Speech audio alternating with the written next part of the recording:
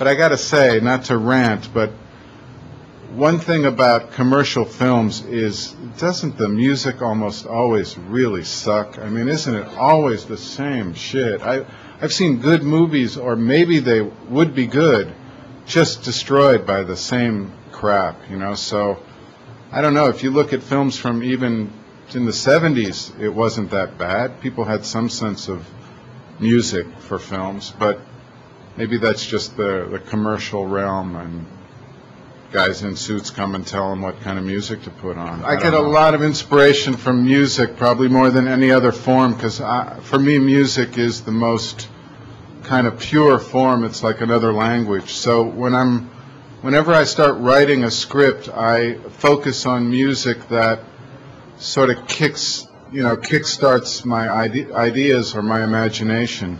And when I was writing a specific film, Dead Man, I was thinking a lot about the instrumental sections in Neil Young's work with Crazy Horse. That's sort of a psychedelic garage band kind of thing. And I really love that group. It's my favorite stuff that Neil's done. So I was listening to a lot of stuff, and it was inspiring me, and I thought, you know, in an ideal world, my ideal composer for this film would be Neil Young. But I didn't know Neil Young, and I didn't know what to do. So I did send him a script at one point. I never heard anything back. And then while we were actually shooting the film in Sedona, Arizona, Crazy Horse was playing on what happened to be one of our few days off. So I got the crew, we got 35 tickets, and we went to see Crazy Horse play. And afterwards, I went backstage near where Neil's bus was, and I got to meet him very briefly. And I said, I wrote the script, did you get it? And he's like, no. And I said, well, if I send it to you, would you be interested? And he said, probably no. And then he said, well, what's it about? Well, send me a rough cut after you've shot it.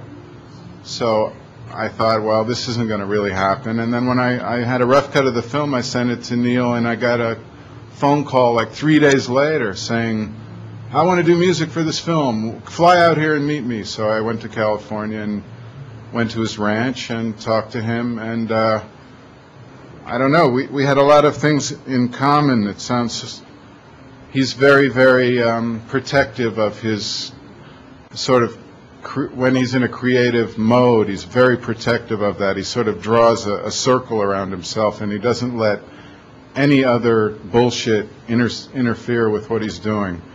And he's very independent and single-minded and very contrary. And so he did the score for the film as a direct recording live to the picture. He did it 3 times, or 3 times over 2 days, just electric guitar. We talked a lot about what did I think about what kind of music, and I wanted, his electric guitar work. And at one point he wanted the 2 surviving members of Nirvana to play with him. And I liked that idea, but then I also said, what about if you just did it solo electric guitar? And he liked that, and then eventually that's what he did. I did a video with him that I shot on Super 8, and he really liked the look of that. And then he called me up later and said, I want you to make a film. We're going on tour next week. I want you to make a film. And I said, well, how long a film are you talking about? And he said, hey, man, when I write a song, I don't think about how long it's going to be. I don't know. I'll pay for it. You start shooting. If you like it, we'll keep going. If we don't like it, we'll just throw it away.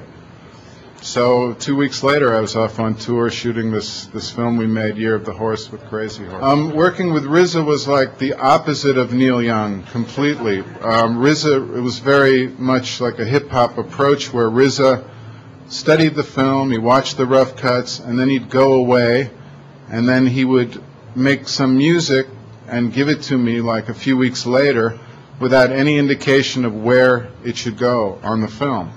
And Jay Rabinowitz, who I work with as an editor, he and I would try different pieces in different parts of the film, and then RZA I'd call RZA and say, I like these pieces, these other pieces aren't working, and then he'd say, okay, I see what you want, you want me to go more in that direction, and he gave me more music. He did this 3 times, and he would come in and, well, I have a real long story where he came to the editing room once with the Dirt Dog, ODB, which was amazing.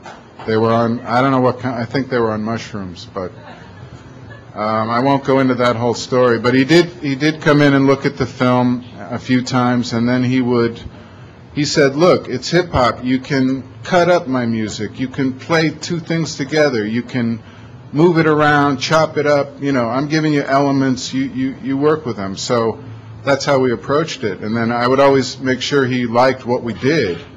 But he was pretty much open to us playing with his elements. So it was very opposite, whereas when Neil recorded right to the track, that music stayed where he played it. We never slid it or moved it around at all.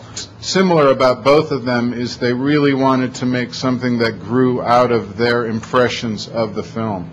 So they were both very much against music that manipulates you or tries to tell you how to feel about something happening, but instead to give another layer of texture that's sort of woven into the film, that grows out of the film, and is not like slapped on top of it.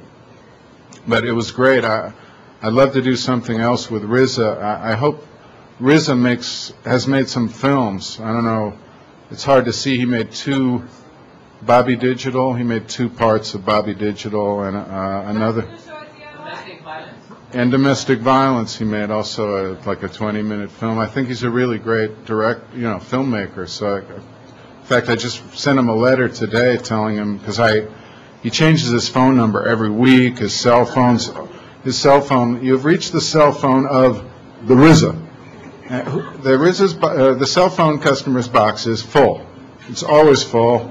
Then he changes the number. So finally I just gave up and sent him a letter. I think a lot that I was supposed to be a musician, but somehow got sidetracked and make films by some, I don't know, circumstance. So to me, editing is really a musical part of filmmaking. It's closer to music than certainly to like literature or writing or painting. I think it's really, really close to music. And I love that about making films. I love the musicality of the editing. I only know how to do things my own way, so I just proceed that way, which means that I have my own way of financing my films. I have Final Cut on all my films. I own the negatives to my films, and I get investors from mostly outside the United States, which is a good way to avoid a lot of. I don't know. I made my first film in 1979 by partly by getting a car loan and using the money for the film. But there are a lot of ways to do it. You can have people invest in it, and then they're part owners in the film. So if it does make money, they get money returned to them. Or you could rob someone. Max out a bunch of credit cards and then change your identity. I don't know.